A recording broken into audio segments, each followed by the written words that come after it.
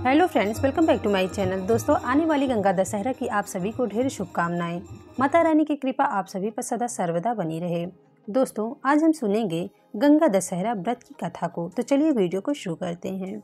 अयोध्या के महाराज राजा दशरथ और श्री राम को आप सभी जानते होंगे। उनके ही पूर्वज राजा भागीरथी को अपने पूर्वजों के तर्पण के लिए गंगा जल की आवश्यकता पड़ी थी।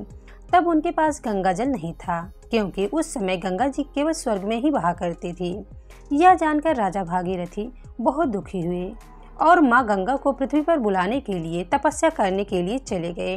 उन्होंने सालों तक कठोर तपस्या की, लेकिन उन्हें कोई सफलता नहीं मिली। जिसके बाद राजा भागीरथी दुखी होकर कैलाश पर्वत चले गए और वहां उन्होंने फिर से कठोर तपस्या की, जिसे देखकर माँ गंगा राजा से प्रसन्न हुई और उन्हें आशीर्वाद देते हुए कहा कि आपकी क्या इच्छा है जिसे मैं पूरा कर सकती हूँ। माँ गंगा को अपने सामने देखकर राजा बहुत खुश हुए और उन्हें धरती पर आने के लिए आग्रह किया। भागीरथी के आग्रह सुनकर माँ गंगा राजा के साथ धरती पर आने के लिए राजी हो गई, लेकिन इसमें भी राजा के सामने एक समस्या खड़ी हो गई। माँ गंगा का प्रवाह बहुत तेज था। अगर वह धरती पर बहती तो आधी पृथ्वी उनके वेग से बह जाती। राजा की इस समस्या का समाधान और कोई नहीं बल्कि महादेव बस कर सकते थे। ऐसे में राजा भागीरथी भगवान शिव की तपस्या करनी प्रारंभ की।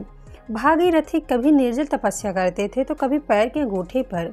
राजा की कठोर तपस्या से भगवान शिव बहुत प्रसन्न हुए और राजा के सामने प्रकट हुए और राजा से आशीर्वाद मांगने के लिए कहा। तब राजा ने भगवान शिव से निवेदन किया कि आप माँ गंगा के बेग को अपनी जटाओं में बांध लें।